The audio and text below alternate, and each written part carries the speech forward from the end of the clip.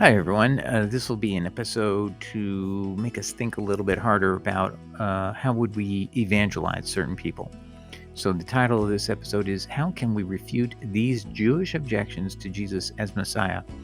So I just want you to imagine you're hiring me as your attorney, and you want me to go into court, and there's 12 Jewish people sitting in the box as jurors. And the jury's been picked, and these are people who promise to be objective and listen to the evidence before making a decision. So you have all their attention until the case is submitted, until you say you've put on enough evidence. This is something I do for a living. So it works, and it's a process that always works, to my view. Sometimes there's some failures. The jury didn't get something right, but it's usually the attorneys didn't do something right. So you've got 12 Jewish people sitting there, and they're going to be informed about certain arguments. And then I want you to tell me how you would respond. And I'm going to ask the audience here. I'm going to throw some problems at you, and I'm not going to give you all the solutions. And I'm going to say, what's the answer to this? Tell me. Send me a comment or send me an email to JesusWordsOnlyStudies@gmail.com. I'll put it in the description when I'm done, so you can always email me. So here we go. Okay, so here's an article. Do Jews believe in Jesus? And actually, if you look at his name of the file was or web page is Why Jews Don't Believe in Jesus. So he's asking it more appropriately, which is, do Jews believe in Jesus? Yes, no. And if not, why? And his name is Rabbi Shraga Simmons. Okay. And very well put, succinct article, just so you know. So do we care about this man's salvation? Yes. Should we reach out to him if we can? Yes. So let's see what can you help me come up with to convince him that the objections he's made are not valid. How would we do that? Now, I'm going to show you the first objection, and I'm going to tell you I think this is the easiest and his weakest point. Torah observance. He's going to claim Jesus is not Torah observant. The Messiah will lead the Jewish people to full Torah observance. The Torah states that all mitzvot remain binding forever, and anyone coming to change the Torah is immediately identified as a false prophet. Deuteronomy 13:1-4. Not just a false prophet, but an apostate who must be executed and put to death. So if you come and try to say the law of Moses has been done away with, I don't have to follow it, it was given by angels, whoever authored those words is an apostate and is guilty of a sin that God would condemn them to death. That's how clearly lost and sold under sin that person would be. So he's saying that's what Jesus is. He said the mitzvah, the commandments of God, are no longer binding. So let's see what's his proof. So there's always claims, and then you look at their evidence. This is the only evidence he offers. Throughout the Christian New Testament, Jesus contradicts the Torah and states that its commandments are no longer applicable. No, that's not true, unless you include in the New Testament Jesus speaking through Paul, and we'll get to that in a minute. But he's going to cite a passage where Jesus is speaking, so let's look at what he's saying. For example, John 9, verse 14 records that Jesus made a paste in violation of Shabbat, which caused the Pharisees to say in verse 16, he does not observe Shabbat. Okay, well, this comes very much down to a legal interpretation of what it means to not do work. Jesus isn't ever saying that the commandment to do no work is gone away with. He makes interpretations, if you will, that you can do good on the Sabbath, you can heal. He tells us of the passage in the law that says if a pig falls into a trap or whatever, you can on the Sabbath pull that pig out of there and save its life. So obviously Jesus is saying if you can save a pig's life according to the law on Shabbat, you can also save a human life. And in this instance, the paste is for that purpose of healing a human being. So Jesus is saying, see, if you look at the law and you apply it reasonably and construe it reasonably, it does support what I'm doing is right and just. And wouldn't we all agree? So I think I can convince a jury of 12. If you, my client, tell me what to say, and we've consulted and you think it's okay and you agree that it's a reasonable argument, I think that would win this point. So this is not a strong argument as presented, but he claims there's other examples, but he doesn't give them. So all I can deal with is what he says. I'm not going to make up stuff that he didn't say. So that's how we rebut that one. Okay? Number one. But I'm not gonna give you the answers to each one of these. I'm gonna though present them so you can see where I'm going and what I want us to do as a community. Now, incidentally, if any of you wanted to do some research on Jesus and the Torah, you would go here to this particular article. It's actually at Huffington Post of all places, but it is an article by a professor of New Testament at Lancaster Theological from 2012. And the question was, Jesus and the Torah, did not Jesus occasionally but intentionally violate the Torah? In a word, no. So obviously he's going to go through the claims, and the passages that people claim are Jesus being anti-Torah, and he's going to give his rebuttal. So then we would, as a client, you're the client, I'm the attorney, you want me to advocate to these 12 Jewish people, you tell me what to do. But I'm not going to ask you in this instance to do this. This is in case you want to do this. You can research it. I'll put a link to this article in the description below. And but the other thing that people on our channel are prepared for is this kind of argument. So when I read to you, let's go back here to here. It says the Messiah will lead Jewish people to full Torah observance. The Torah states all mitzvahs are binding. And then it says throughout the Christian New Testament, Jesus contradicts the Torah. Well, if you include the Jesus of the revelations of Paul's claiming I'm getting all my revelations from Jesus. I can't quote him. It's illicit for me to quote him. But this is actually what he says in 2 Corinthians chapter 12. So now, if that's true, all the statements by Paul abrogating the law now are attributed to Jesus, and that would look like Jesus, even if you proved all the passages in the New Testament, Jesus actually upholding the law, like Matthew 5, verse 17 to 19, right? If you cited all that, the Jewish person can say, but don't you believe that Paul came and had revelations from Jesus Christ? And he says this, and it's this lady, Amy Hall at Stand to Reason, by the way. Stand to Reason is run by Greg Kokel. Really good guy, really nice guy. But he's got a ministry that is teaching Jesus is an apostate. He doesn't think about it. What did the Jewish guy cite? He cited the apostasy provision, Deuteronomy 13, 1-4. Should Christians know that that's the objection here? But this lady, Amy Hall, for Stand to Reason, is actually saying that when Christ died, that we can accept what Paul teaches, it somehow comes from Jesus after the fact, that this abolished in his flesh the enmity, which is the law of commandments contained in ordinances, having put to death the enmity. So Paul is saying in context, she says, this is where Paul is most clearly telling us the law changed after Jesus' death, and it is explicit about what the work of Christ means to our relationship to the law. Basically, it's been abolished.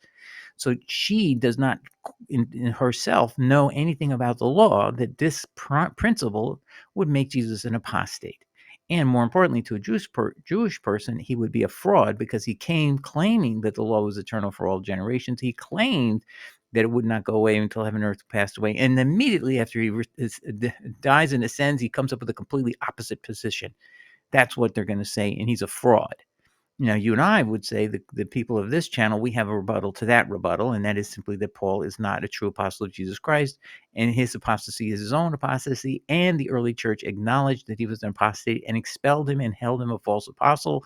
And yes, you haven't heard about that, some of you still on this channel, but that's what Bishop Ambrose wrote happened in the early church at the time that Paul called out Peter as being a hypocrite. That led to this confrontation, a scandal, and the 12 apostles ruled that Paul was a false apostle. This has been expunged from anywhere except it was left in the commentary of Ambrose on the 1 Corinthians 9, verse 2. That's where I found it. That's where Meeks published it as well. Okay, so anyway, this is a controversy I think most of you can handle here, and we don't need any contribution or help on that, because we're already working on that, unless you want to bring up something new. But anyway, that's how we can address this. But here's the real problem that I want us to think about it, because some people give me flack that the virgin birth. Why do we care? And the honest truth is, I don't care about it at all. For me, but we got 12 people sitting in the box. My client. How are we going to convince these people that your claim that Jesus the Messiah is true? We have to overcome all these objections. Oh, I don't want to take the time to do all that. I don't want to research any of this stuff. Wait a minute. Are you willing to tell me, Mr. Client, that you believe in Jesus Christ, but you don't think you can defend any of these claims that Jesus is descendant of his father, who was of the line of David? Are you willing to just give up? Are you let these 12 people in the box just go to hell if you believe Jesus Christ is a path to salvation? Is that what you want are telling me to do? So this is what I'm asking you as clients. That's what some of you want me to do. Stop talking about it. Stop it. I don't want to hear it anymore.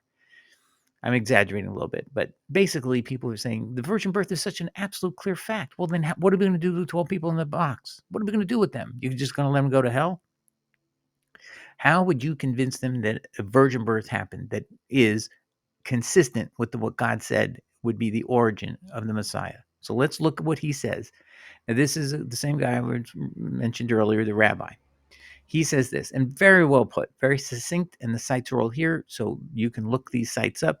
I'll put a link to his article in the description below, and you can then tell me what you think is how we can refute it. And each of you are my client for this purpose. Tell me if you think there's a way I can do it and keep the virgin birth, because I'd love to hear that. Many prophetic passages speak of a descendant of King David who will rule Israel during the age of perfection. Isaiah 11, verses 1 to 9, Jeremiah 23, 5 to 6, 30, verses 7 to 10, 33, verses 14 to 16, Ezekiel 34, verses 11 to 31, Ezekiel 37, verses 21 to 28, Hosea 3, verses 4 to 5. Be a good idea to look those all up, by the way. The Messiah must be descended on his father's side from King David. See Genesis 49:10, Isaiah 11, verse 1, Jeremiah 23, verse 5, 33, verse 17, Ezekiel 34, 23 to 24. I'd love to have somebody look up those verses and tell me, is there any dispute? See, that's how you prove things. You have to look things up and tell me, is there a dispute we can bring that it doesn't have to be on the father's side, okay? According to the Christian claim that Jesus was the product of a virgin birth, he had no father, and this could not have possibly fulfilled the messianic requirement of being descended on his father's side from King David. Now I'm going to pause there.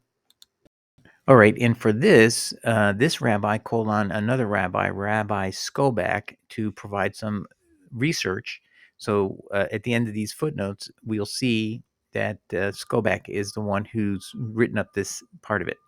And I just want to say Skobach is one of the best Jewish rabbis who tries to rebut Christianity. So he does it fairly, he does it honestly, he does it strictly by the book. But of course, we have a book that's been modified with the virgin birth, so he's going to be able to exploit that, as you'll see.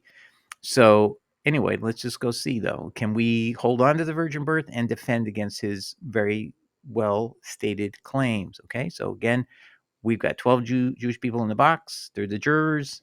You are my client. You want me to help convince them that the virgin birth doesn't matter, if that's your position, or you think there's some other solution that these objections don't apply. So let's listen to what he says. In response, it is claimed that Joseph adopted Jesus and passed on his genealogy via adoption. Now, I would never go down this road, by the way, because it's just, I already know this doesn't go anywhere. But we'll see what he says. There are two problems with this claim. There is no biblical basis for the idea of a father passing on his tribal line by adoption.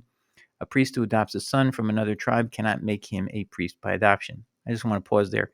There actually is no law of adoption in the law. That's why I knew it doesn't even apply. But maybe they created some rules within Judaism that were outside the Torah that did allow for adoption, and that's what he's referring to. So if you were a priest and you adopted a son, that didn't make your son have the right to be a tribal member of the Levites and wouldn't have the right to be a Levite priest. So that's a very interesting thing. So even in their own Torah, not oral, I should say, in their oral Torah or their Mishnah or their traditions, they held to this position. So there's no adoption in the law, and there's also no predicate, even in their oral law, if you will, that allows for this idea that you could inherit a tribal affiliation by simply being adopted by somebody.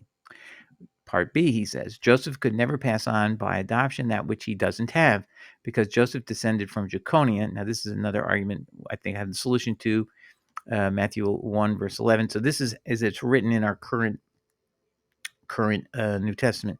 So one thing I've said in my videos is that I think it's possible that Marcion corrupted our text. He's the one who made the phony, virgin birth, and he had the opportunity to also change the lineage that's already there and to plant a seed that most Christians would miss, and he put in Jeconia as the cursed one, and you'll see. So Jesus couldn't fit, even if it said Joseph begat Jesus. If Jeconia is in that line, Jesus would be blocked by the curse on Jeconia. Now, the Jeconia curse also appears to have been removed, and we'll get into that because even Skobek will bring that up. So let's just keep going. So anyway, Joseph could never pass on adoption, that which he doesn't have, because Joseph descended from Jeconia, Matthew 1:11. So I just explained it's not a bad argument. It's a possibility. As written, you'd have to deal with it. He fell under the curse of that king, that none of the descendants could ever sit as a king upon the throne of David. This is in Jeremiah 22, verse 30. It's mentioned again in chapter 36, verse 30. So clearly, he's not making this stuff up. It's true. That's what it says. It's cursed. He would never sit on the throne of David, any of his ancestors. So if Jesus really came from Jeconia and the curse wasn't lifted, which could be, and it appears to have been, but he doesn't mention any of that yet. He's going to get to it in a minute. Then this is a valid argument. See, so we got to deal with this. Now he's going to give you the valid, I think, a valid argument, but he's not going to agree that it's valid. Although Jeconia repented, as discussed in Talmud Sanhedrin 37a and elsewhere, and what he means elsewhere, it's in the Bible itself, it's not at all clear from the early sources that his repentance was accepted to the degree that the royal line continued through him. See, for example, Bereshit Rabbah 98 7:7, that the line continued to Zedekiah. So anyway, he's giving you a fair description of what the counter argument is, and he's just simply being honest to say it's not at all clear from the early sources that this repentance was accepted. Well, I will say he's correct in a sense. It doesn't say literally he can be king now, or the curse has been lifted, but it is obvious that God accepts his repentance. And so if you repented, God washes it clean. So I would say this whole argument should not have even been put in the presentation because it's so weak. But hey, we have a chance to convince the 12 jurors in our hypothetical jury box to this is not going to work for them. So I think we can win this point. Okay. We're not going to win the first A. A is not going to work. There's no biblical basis of using adoption. So that's not going to work. And this whole argument about Jeconia could have and should have been actually earlier. See, this should have been the objection to the, even if he was born of Joseph, it wouldn't matter. He would still be blocked, you see. So this doesn't really belong under the adoption argument that Skobek is bringing up here. But I don't know why he's doing it the way he's doing it. But that's really where it belongs. Jeconia objection is not to an adoption. It is an objection to any connection between Joseph and Jesus. To answer this difficult problem, apologists claim that Jesus traces himself back to King David through his mother. Hold on, let me just see something. Oh, okay. So this is all about Joseph being the father. Okay. Jesus traces himself back to King David through his mother Mary, who allegedly descends from David, as shown in the 3rd chapter of Luke. There are 4 basic problems with this claim. Okay, this is one of the more laughable claims, and sorry that anybody even brings it up, and he thinks he needs to take time with this. So I'm going to tell my client, you guys, this is not an argument to make, but let's listen to how Skobek summarizes it. And actually, he refutes it correctly. There is no evidence that Mary descends from David. The 3rd chapter of Luke traces Joseph's lineage genealogy, not Mary's. So the whole idea is specious because it's obvious it's Joseph's lineage and not Mary's. And then people make up all claims that Joseph is really the father of Mary. Things people won't imagine. But anyway, that's he's correct. There's no evidence that Mary descends from David. And I think it was Jerome who tried to make that theory up, but it's just made up. It's ad hoc. There's no, I mean, it's not in the text. You have to add it in from your own memory or your own speculations, and that doesn't work. B, even if Mary can trace herself back to David, then that doesn't help Jesus, since tribal affiliation only goes through the father, not the mother. And that is absolutely correct. Cole, take a look at Numbers 1, verse 18, Ezra 2, verse 59. C, even if family line could go through the mother, Mary was not from a legitimate messianic family. According to the Bible, the Messiah must be a descendant of David through his son Solomon. 2 Samuel 7, verse 14, 1 Chronicles 17, verses 11 to 14, chapter 22, verse 9 to 10, chapter 28, 4 to 6. The third chapter of Luke is irrelevant to this discussion because it describes the lineage of David's son Nathan, not Solomon, Luke 3:31. So if people have rebuttals to that, let me know. I do not know whether it has to go through Solomon. I guess that's what he's saying. Unfortunately, that may be a problem, right? So the way it's written, the way it's in them. But again, what do we tell? What can we tell about these two different passages between Matthew and Luke? Somebody, I think, made up the lineage, not the lineage completely, but the story of a virgin birth in Matthew first. And I honestly think somebody saw the Jeconia thing, and rather than change that, gave a second lineage in Luke to try to work around that, and trying to make it look more plausible. So whatever it is, I believe the lineages also have been messed up by somebody who came in trying to fix things in Luke, and that makes it even more problematical. So uh, now, I just want you to see he is citing 2 Samuel 7, which is the passage I keep telling you about. If Jesus does not have a Davidic lineage, he cannot be Messiah. So this is where it all comes back to. So do you think the Jewish people aren't aware of it? Those 12 people in the box that we're trying to appeal to, they don't know about that? Of course they know about it. So how do we get around that? How do we satisfy it? Do we admit that? Are we going to admit into evidence all the proof that the early church actually taught that Jesus was begotten of Joseph? And they were all upset. The Ebyon, in particular, were upset that somebody had corrupted their text, had translated their Hebrew text of Matthew into Greek, and they created a virgin birth account. And they were furious. That's literally the history of the earliest church. And there's a record because Symmachus was a famous person. So they hired a famous person, which is why this is absolutely known as a fact of what they did. And Symmachus had translated the Hebrew Bible into Greek. And then he gets labeled an Ebionite simply because he's trying to prove they were correct, that the Christian church is correct, that the passage of Isaiah 7, verse 14 does not say young virgin.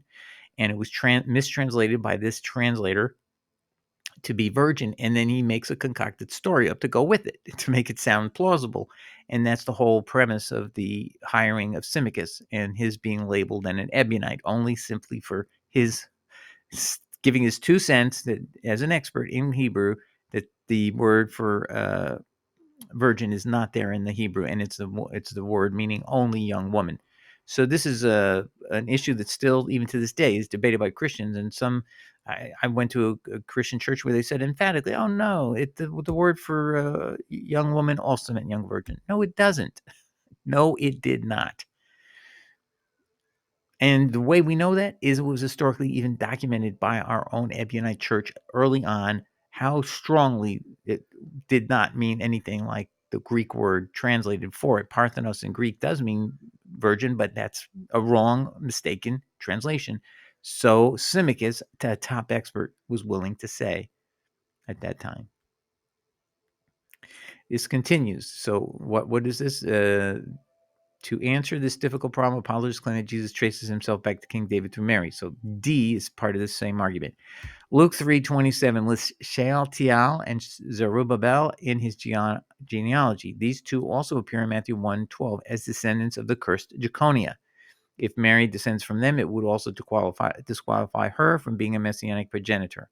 Okay, so then you have to look up the issue about the repentance of Jeconia, and if he did repent, even though it doesn't say that he was allowed, the curse was now lifted. Why would God, if somebody had did a genuine repentance from what caused God to curse him, wouldn't God say, "I'm now going to bless you"? So that's a one where I think we can win that argument to the hearts of 12 jurors that that's not a problem. Now let's read finally number 2. Maimonides devotes much of his guide for the perplexed to the fundamental idea that God is incorporeal, meaning that he assumes no physical form. God is eternal above time. He's infinite beyond space. He cannot be born and cannot die. Saying that God assumes human form makes God small, diminishing both his unity and his divinity. As the Torah says, God is not mortal. So I don't think the issue of mortality, God can die, is the issue. This is whether God can appear in physical form. Now, Jesus says the Father dwells in me. I think that's, yes, it's John 14:10. So can God dwell in human form? I think he can, as long as the human form is a real being. He's not going to, there's nothing about being mortal or not mortal or having anything to do with him being able to dwell in another person. And Jesus said he was the temple, right? So can Jesus be a temple just like another temple, like at the Jerusalem? Can he be the temple too? Well, if he's pure and clean, yes, I would say so. So there is your counter arguments to that. But another thing I always wanted to ask these people is, the name Israel belongs to, if I recollect, I hope I'm getting this right, is Jacob. So Jacob wrestles with God, and this was supposedly he thought it was an angel he was wrestling with, and he wakes up from a dream and he's actually wrestling with God or something like that. And the word Israel means one who wrestles with God. And I always think to myself, well, that appears to be that God came to dwell in flesh because he's wrestling with somebody, apparently a human form, because it's not like a big 10 times his size angel or a little being. It was like a comparable being to himself, and he's wrestling. That means there's comparable size and strength between this human form and this himself. So I would say the answer to that is rebutted there. But give me any of your arguments too that we can rebut Michael Skobek on that. Michael Skobek. You see his name there at the bottom, Jews for Judaism. So we need to come up with these things, don't we? We're not just going to lay down and let the jury rule that Jesus is not the Christ, are we? We're going to fight. We're going to fight. We're going to fight to win. And now I just want to show you, we've talked on this channel many times before about the virgin birth issue, and I just want to show you, this is Epiphanius. He is going to tell us about what the Ebion, even as late as the 380s, are still fighting this fight about over the virgin birth. The Epiphanius of Salamis, excuse me. He was born in 310 and dies in 403, Bishop of Salamis in Cyprus at the end of the 4th century. He's considered a saint and church father by both the Eastern and Catholic churches. He gained a reputation as a strong defender of orthodoxy. He is best known for composing the Panarion, and I believe he knew Hebrew. Okay, so in here he does a compendium of heresies. And again, heresies in Greek does not mean wrong doctrine necessarily. It became to mean that now, but it simply meant schools of thought. That's what it means. But eventually, over time, it became synonymous with being unorthodox. You're a heretic. Now, here's what he writes in Panarion, and this is at page 142 of a book that's available free online, by the way. I can't link to it because it actually looks like a book made in the last 30 years, but it looks like the publishers decided to make it freely available. So you can look it up, the Panarion, and you'll see it's in perfectly great form as if you could buy it at a store. And page 142, it says this, and this is Epiphanius condemning this viewpoint about the virgin birth being false. See how their utterly false teaching is all lame, crooked, and not right anywhere. He's talking about the people who believe Jesus was born of Joseph. For by supposedly using their same so-called gospel, according to Matthew, to the Hebrews, by the way, there's more words. So the Ebion would always refer to their Gospel of Matthew to the Hebrews, the way it was titled. Cerinthus and Carpocrates, it's not important who they are, want to prove from the beginning of Matthew by the genealogy that Christ is the product of Joseph's seed and Mary. Okay, so what we've shown you that early in the 200s, you had the book by that Agnes Lewis found, which was the Syriac Sinaiticus, and that clearly was saying that Joseph begat Jesus in Matthew. But these people have something else in mind. They falsify the genealogical tables in Matthew's gospel and make it opening, as I said. Now, it's interesting that he says they falsify the genealogical tables. Now, remember I was telling you earlier, there's problems in the genealogical tables. Theoretically, at least that's what Skobek is making up. Maybe even Chiconia is a problem. So somebody went in there and changed the genealogical tables after the Hebrew Matthew. That's how I would view it. He's thinking that what he's looking at today in the genealogical tables of today, I'm sure it had Jaconian 380s, right? and any of the other issues that Skobac is bringing up. So what we now know is that there was a different genealogical table in Matthew earlier than what uh, Epiphanes is claiming is the genealogical tables of the 380s, and he's upset that they have fraudulent genealogical tables. See, so you could maybe convince a Jewish person and say, hey, if you are right about these objections of Jaconia or other objections about the genealogical table, it's not 100% sure that the original Hebrew Matthew didn't have genealogical tables that would work correctly. And you can see these heresy hunters, Mr. Skobac and the jury of 12, that there was a point in time where there was a change, and the later church thought the earlier church had fraudulently, the Ebion in this context, you'll see where we're going, that they had falsified the genealogical tables for whatever reason. And now in the 380s, this is what Epiphanes is claiming is different than it was in the Hebrew Matthew. So I think that might be convincing to them that they should not judge too harshly based on just the genealogical table by itself, which incidentally doesn't seem to me to be, if you want to know the truth, is that really an inspired portion of the New Testament? If you think about it, is Jesus' words are what the apostles were told they would be given recollection from. It may have been just their own research of a genealogy, and they did the work and might have done it not perfectly. And so there's no reason that you should fault Jesus for someone who doesn't do the genealogical table correctly.